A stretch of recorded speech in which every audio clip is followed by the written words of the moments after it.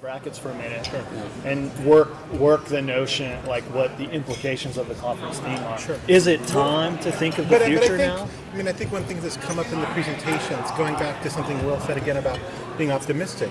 I agree that I'm also optimistic about the future, but the tint of that optimism, just looking at these presentations, is different than it was in earlier times where there's a sort of progressive notion of betterment undercut by a sort of limitless resource pile that was going to be enacted. Definitely, yep. So now I think the optimism is different in that it's not just more, better, faster, bigger, longer, more.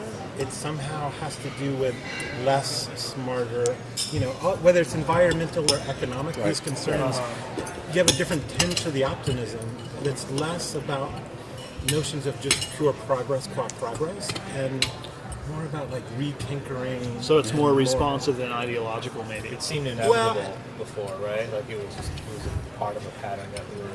Sure. I would say less Hegelian in its attempt, but the sort of like combining towards the greater synthesis. And now, doesn't mean it's bad, it's just different. It doesn't go up towards the absolute spirit, but now towards survival.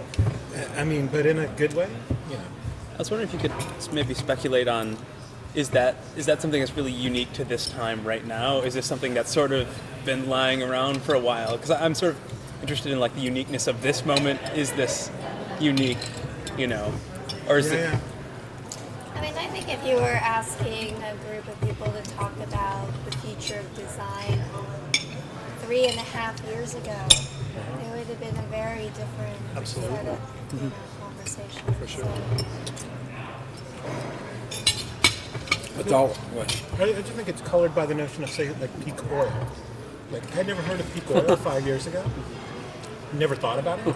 And now I'm very aware that, it makes sense that there's a limited supply of crude oil on the planet, and we'll have used some portion of it now, and we think we've already used more than half. And so that these resources will end, and I think the imagination of the future, for the most part, maybe some great, brilliant people thought of it, but in my reading of the future never really talked about, diminishment.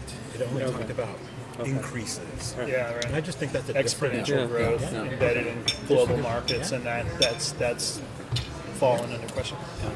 In your talk tomorrow, because I've stolen a preview of it, one of the points you're going to make near the end is about making quantification count and reimagining systems, or maybe making systems more legible in the thinking. And there is a sense of ecology, of biological imperative. I think we saw a couple of talks today that also put that on the table. Do you feel that's connected to this kind of the rising sensibility, the subjectivity of being aware of, let's say, peak oil? Or yeah, very much so. I think it's ubiquitous. I just think it's a cultural turn. I'm not somebody who is connected to nature at some spiritual level, so this isn't a concern that comes out of my life world, but it's now such a pressing cultural imperative that I feel like I can see it everywhere, and I understand the inevitability of it. So, I don't know how you don't think of it these days. So yeah, I think those things point to that. But I see it in all the talks. Frankly, talking about our own presentation, you get excited, you're going to come present some stuff, and you think, oh, this is going to be great. You realize everybody's saying very similar things, which I guess is good, because then it means we're on the same.